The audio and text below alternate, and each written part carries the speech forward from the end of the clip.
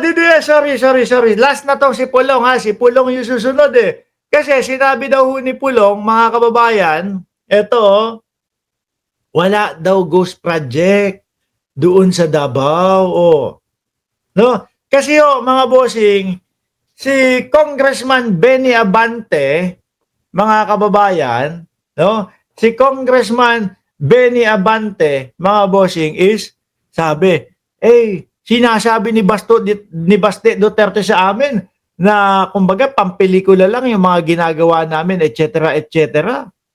Ganun daw. No, tingnan mo nga yung kapatid niya. 51 billion daw po yung pondo, mga bossing. Oh. Tapos, ayun, baha pa din sa Davao. No?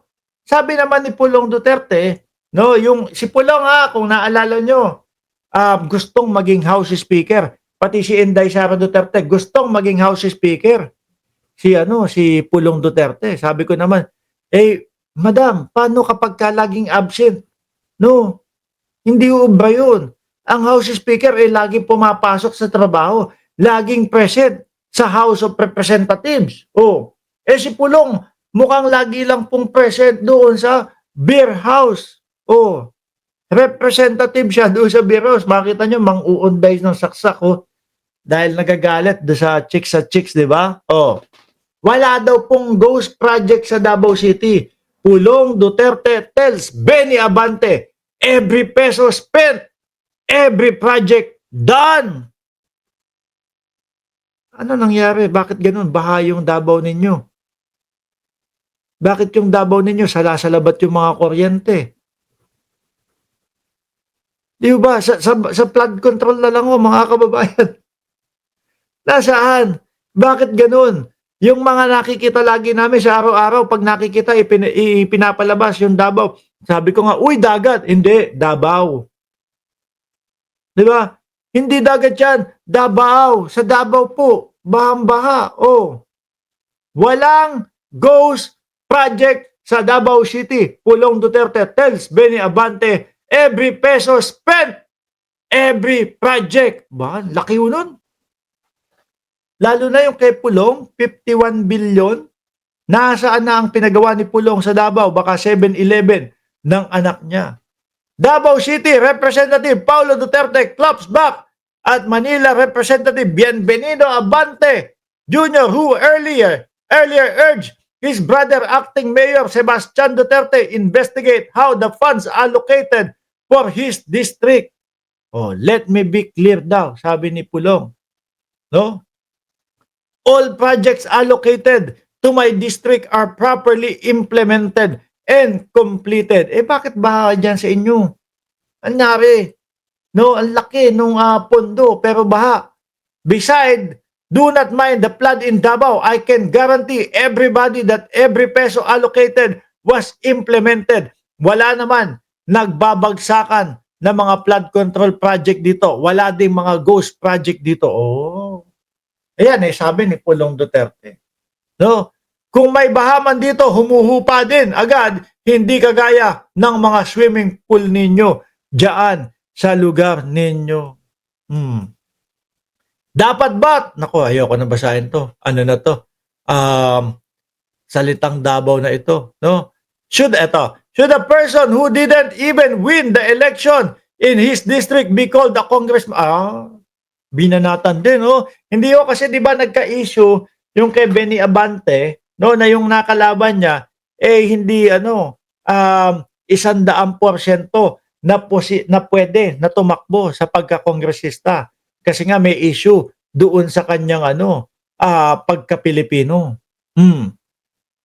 Yun, kaya si Benny Abante ang inihalal si Benny Abante ang itinanghal na congressman ng kanilang distrito. Si Benny Abante talagang araw-araw nakikita ko sa Congress yan, Talagang araw-araw mga kababayan, naghahagilap nung mga magnanakaw sa gobyerno.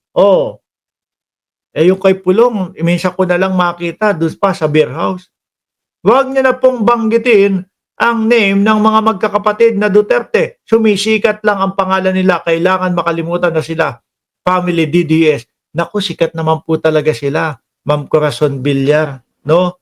Kahit hindi po natin banggitin yung mga pangalan yan, eh maaalala at maaalala po ng mamamayang Pilipino yan. Lalo na si dating Pangulong Duterte. Pagka sinabi mo, Rodrigo Duterte, maiisip agad ng Pilipino, no? 20 to 30,000 yung namatay nung panahon ng siya ay nanunungkulan di umano. Pulong Duterte, nako, nanguunday ng saksak yan doon sa beer house. Eh, lalo na, Sara Duterte, nako, kung ano-ano pinagsasasabi niyan doon sa mga press conference niyan. Eh, eto. Basta Duterte, si Barbie. Si Barbie! Di ba? Oh, yung kay Bastila ho, mga kababayan, yun talagang hindi malilimutan ng bayang Pilipinas yun. Baste Duterte! Uy, Barbie! Takbo na! Oh, hamon-hamon. Pero wala. Talagang wala. Mahirap pong kalimutan ang mga Duterte, mga bossing. Kaya pagpasensyahan nyo na. Ano?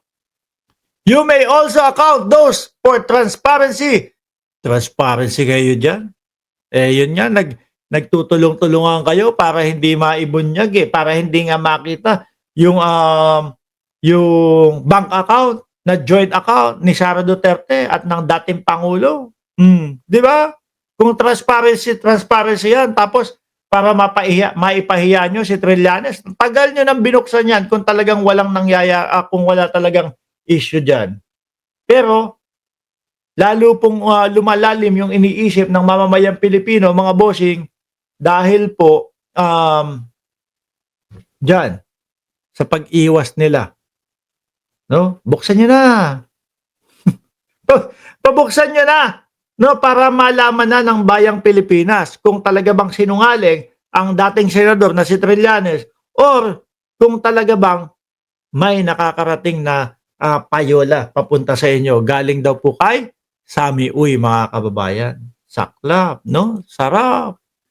Bebe mo, sabi ni Trillanes, lagi pong may pumapasok na pera galing po kay Sami Uy, no? Papunta sa mga Duterte. Sabi ng mga Duterte, sabi ni dating Pangulo, pupukpukin kita ng pupukpukin kita ng mic. Biglang ganun no? Sabi pa nila, kakasuhan namin si Trillanes kasi paninirang puro yung sinasabi niya. Hanggang ngayon walang kaso si Trillanes. Bakit? Pag kinasuhan nila yan, siyempre sasabihin ng judge, para mapatunayan natin na paninirang puro lang yung sinasabi ni Trillanes, buksan natin yung bank account. Wala na. Ayaw nga nilang mabuksan yun. Kaya walang kaso hanggang ngayon, mga boss. Di ba?